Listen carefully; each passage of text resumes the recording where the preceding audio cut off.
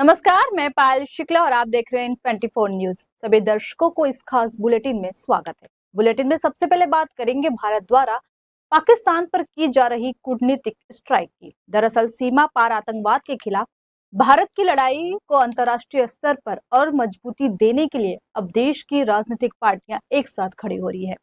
वहीं ऑपरेशन सिंदूर के बाद भारत ने एक बड़ा कूटनीतिक कदम उठाते हुए 60 सर्वदलीय प्रतिनिधि मंडलों को विश्व के प्रमुख देशों में भेजने का फैसला किया है।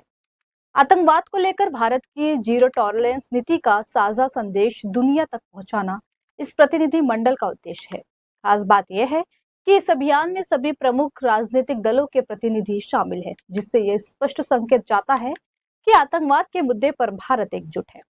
आपको बता दें कि संसदीय कार्य मंत्री किरण रिजिजू ने एक सोशल मीडिया पोस्ट में इसकी जानकारी दी है। एक्स पर एक पोस्ट में उन्होंने लिखा, सबसे अहम पलों में से भारत एकजुट खड़ा होता है। 7 सर्वदलीय प्रतिनिधि मंडल जल्द ही प्रमुख साझेदार देशों का दौरा करेंगे और आतंकवाद के प्रति जीरो टॉलरेंस का हमारा साझा संदेश वहां ले जाएंगे। वहीं ये राजनीतिक से ऊपर और मतभेदों से परे राष्ट्रीय एकता का शक्तिशाली प्रतीक है। इन प्रतिनिधि मंडलों का दौरा संयुक्त राष्ट्र सुरक्षा परिषद के सदस्य देशों और अन्य प्रमुख सहयोगी देशों में इस महीने के अंत तक होगा।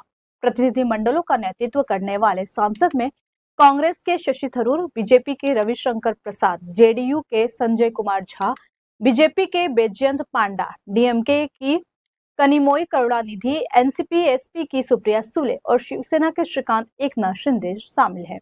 सूत्रों के मुताबिक ये प्रतिनिधि मंडल अमेरिका, ब्रिटेन, दक्षिण अफ्रीका, कतर और संयुक्त अरब अमीरात जैसे देशों की यात्रा करेंगे। ये विदेश दौरा 22 मई के बाद शुरू होने की संभावना है।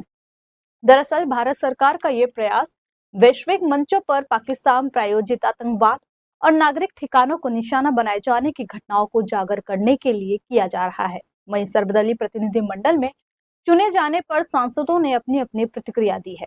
कांग्रेस सांसद शशि थरूर ने एक्स पर लिखा, मुझे भारत सरकार द्वारा हालिया घटनाओं पर देश का दृष्टिकोण 5 प्रमुख देशों की राजधानियों में रखने के लिए सर्वदलीय प्रतिनिधि मंडल का नेतृत्व करने का निमंत्रण पाकर सम्मान महसूस हो रहा है। उन्होंने कहा कि जब बात राष्ट्रीय हित की हो और मेरी सेवाओं की आवश्यकता हो तो मैं कभी पीछे नहीं हटूंगा। वहीं एनसीपी एसपी सांसद सुप्रिया सुले ने एक सोशल मीडिया पोस्ट में लिखा, मुझे गर्व है कि मैं भारत का प्रतिनिधित्व करने वाले सर्वदलीय प्रतिनिधि मंडल में शामिल हो रही हूँ। मैं इस जिम्मेदारी को विनम्रता पूर्वक स्वीकार करती हूँ और प्रधानमंत्री नरेंद्र मोदी, केंद्रीय मंत्री किरण रिजिजू और विदेश मंत्रालय का हार्दिक धन्यवाद करती हूँ। वहीं आम आदमी पार्टी के राज्यसभा सांसद संजय सिंह ने कहा, डेलीगेशन पर आगे अगर बातचीत होगी तो हम अपना पक्ष रखेंगे। हम देश के हित में हर काम में शामिल हैं। देश और सेना के सामने खड़े हैं, लेकिन सरकार के लोग अगर देश और सेना के साथ गद्दारी करेंगे तो वो सूचना भी हम जनता तक पहुंचाएंगे। कुल मिलाकर भारत ने ऑपरेशन सिंदूर के जरिए चोट पहुंचाने के बाद अब पाकिस्तान को आतंकवाद पर पूरी दुनिया में एक्सपोज करने का पूरा प्लान तैयार कर लिया है।